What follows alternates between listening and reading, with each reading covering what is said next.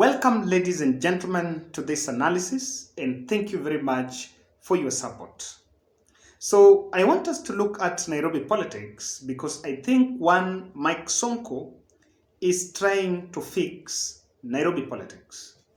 Very interesting developments in Nairobi because last month in March, there was a report that was published by the Standard that Kalonzo Musyoka had transferred Philip Kaloki, who is a former Kibwezi MP, from Makueni. Initially, he was seeking the Makueni governor's seat, facing off with Mutula Kilonzo Jr.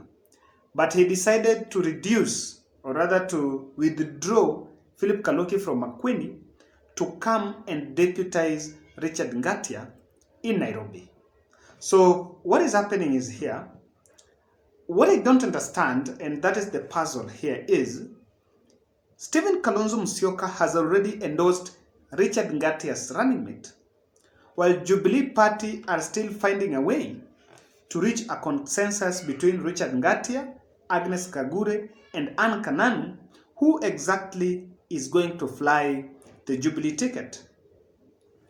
But what this tells you is that there is a game, or rather there is something that is being played on table, and Wiper wants to have a stake in Nairobi politics, which is not something that can be wished away. If you look at the Nairobi team, ODM has three candidates. ODM has Tim Wanyonyi for governor, Edwin Sifuna for senator, and Esther Passaris for women rep. Then Jubilee Party, I think, only has Richard Ngatia for governor. If they have, and I think Minor Commander for Senate, and I don't know whether they have a women rep aspirant. Wipe on the other side, they were trying to front Mike Sonko, but his candidature, I think, did not sit well with President Uhuru Kenyatta. And he also tried Ben Mulwa, Sonko's assistant. It didn't work out. So I don't know whether they even have a women rep. But I want to believe they cannot miss a women rep in Nairobi who is seeking through Wiper. So that has been there. And what exactly is happening? I think Kalonzo Musyoka, in his mind, in his wisdom, he has decided that they want to take a stake in Nairobi. And if ODM is going to be given the Senate and the women rep, then the governor and deputy governor will come from Jubilee and Wiper Party. This is not something that is new because in CORD coalition, remember in 2013, when Kidero was governor, the deputy was Mweke from Wiper and Kidero was from ODM. So that is what is happening. Yesterday, there was a meeting at SKM Center. SKM is Kalonzo Musyoka Command Center in Karen. And Kalonzo, in an event that was attended by both Ngatia and Kaloki, he actually endorsed the two as the ticket for Nairobi. So this is here. Remember, some time back, I think last week, Kalonzo Musyoka met with Tim Wanyonyi, and that the photos were shared. And after that, Tim Wanyonyi, I think some bloggers that are supporting perhaps Ngatia, was spreading rumors that Tim Wanyonyi had decided to step down for Ngatia. But he came out and said that he had not stepped down for any other candidate and he was going to the wire. Remember, for him in ODM, he has a direct ticket. Tim Wanyonyi is being seen as the only ODM candidate in that place.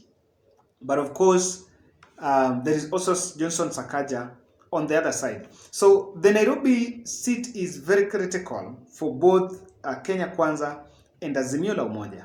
And the person that will tread careful is the person that will stand a chance to win that seat. What do you think between these two fellas? Because on the other side, Ngate is from government. I think he was Chamber of Commerce, something. Kibwezi has been out of politics, but this is here. The truth is that Kalonzo wants to have a stake in Nairobi governor's seat or Nairobi seats. It is not bad to ask for. Remember, even in Mombasa, he had tried to even throw Sonko there just to bring in some, maybe try to jolt the race a bit. But I don't know whether Sonko is going to be in that race. This is happening because I'm even told that the yesterday's truce in ODM, when Abul Nasser, Abul Nasser is going to fly ODM ticket after Shabal stepped down, it also had to take the intervention of State House to implore on Shabal to step down for the ODM candidate. So it is going on. Na lazima wajipange. What do you think? What Kalonzo is doing is not bad. But I want us to look at some 4 aspects within Nairobi that will really determine on who becomes the next Nairobi governor. From where I'm seated, Sakaja is a clean hand. Timothy Wanyonyi is a clean hand. The MP Kaloki, I don't know. Ngata is questionable. I don't know. But yes, that's what people say. Now, the question that I think Kalonzo, Uhuru, and Raila should ask is not just field a candidate, but who can beat Sakaja? That is the question. That is the question number 1. Who can beat Sakaja? So if you look at the dynamics of Nairobi, the voting blocks in this county are in the slums, that is Kibera, Mathare, and these other slum areas. 1. Then bit of the middle class a bit. Then we have the senior fellas.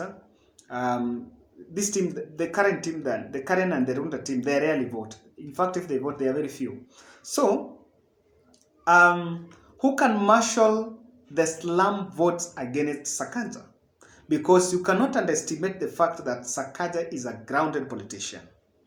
Even though the UDA party politics might not favor him, in Nairobi he cannot ride on the UDA euphoria, but he's also a candidate that is very grounded and has been doing campaigns in these slum areas. So they have a feeling that if really they wanted to give Sakaja a run for his money, they must make sure that they have a candidate that can share the spoils with Sakaja. If you give Ngatia Kaloki ticket, I can say without fear of contradiction that there is a likelihood that Sakaja can floor that team and he can win against those fellas. Who can beat Sakaja? In any combination, I think you should put Tim Wanyonyi there. Tim Wanyonyi is also someone who is a disability, and by the way, he was not born that way. Alipata ajali, and so after that accident, that's when he went to the wheel. He's been campaigning, and he's really grounded.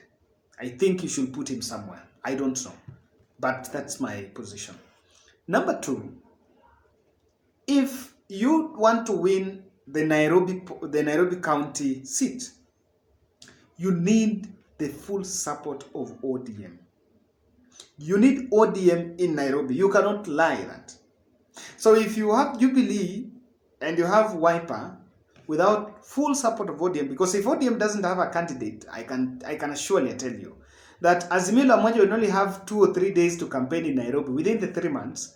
The other part of that, the candidates will be doing the campaigns themselves. Now, for you to inherit the ODM support in Nairobi, because the truth of the matter, if you compare ODM, Jubilee, and Wiper, Jubilee is of course an incumbent, and of course it's a senior party here, but ODM has full support in these slum areas. Now, what is going to happen is that they must manage the expectations of the ODM loyalists. It must be conveyed clearly that we are not giving Tim Wanyonyi, but instead we are giving Sifuna the Senate. The two must be tied together so that it becomes a shareable plate, something that they can buy. Telling the other voters that vote Sifuna, we are voting this other person. But in the event that Sifuna is going to be on ballot, the ODM Senate Maina Kamari is on ballot, then you've organized the truce for the governor, I can surely tell you that the ODM vote will be split. Not for the presidential, but for this race. So I am rooting for a very good matrix. I don't think it is just easy as sitting on the fence and dividing, let this take this, let this take this. I don't think that is going to work. Number 3, I am picking something from David McCalley. David McCalley is He's a lawyer, he's a journalist. I think he's a journalist. Let me not say about a lawyer. And he mentioned something very interesting. And I think even Sakaja, when he was meeting some delegates with Musalia Mudavadi, he mentioned that if we are not going to be part of the executive, and we in this context, he talked about Luhya, then it was time, David McCann mentioned that it was time that the least you can give us is Nairobi Governor. Now, if that tribal card might be played in that manner, and by saying that now after May, we realize that Raila Odinga has a running mate from Central, William Ruto has a running mate from Central, so or even somewhere apart from Luhya, then the Luhya are not anywhere around the executive. David McCallum was trying to argue that the best they could do to show they have the interest of Luhya at heart is to make sure they give Luhya the Nairobi seat. I don't know whether the Nairobi County Governor is part of the executive, but I want to agree that's one of the most powerfully and influential seats in this country. Very powerful. This is the CBD.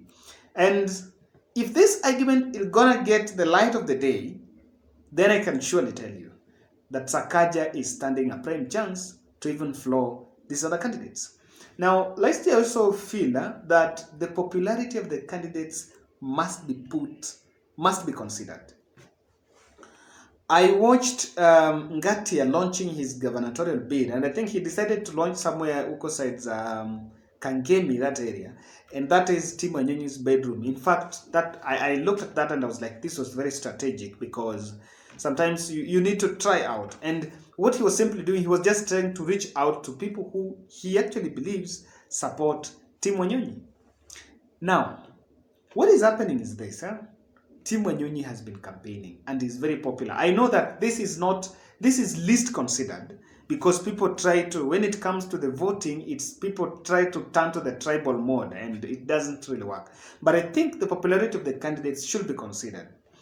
I am not saying Ngatia is not popular, but you cannot compare Ngatia and Philip Kaloki. Personally, I don't even know Philip Kaloki. I just saw him in the photos like yesterday. He's never been campaigning Nairobi. He has not gelled with the Nairobi voters. He's actually from the moon. So if Kalonzo Musyoka was honest and it will be easy, I don't know. In fact, he would have pushed for Mike Sonko to come back and even be a deputy. That would in fact, that would sweep the ticket very early. If Mike Sonko would accept and go back to the county as deputy governor, I don't know that the law allows that. I might also be wrong on this. But find someone who has gelled with Nairobi voters. You can't just get someone from the moon.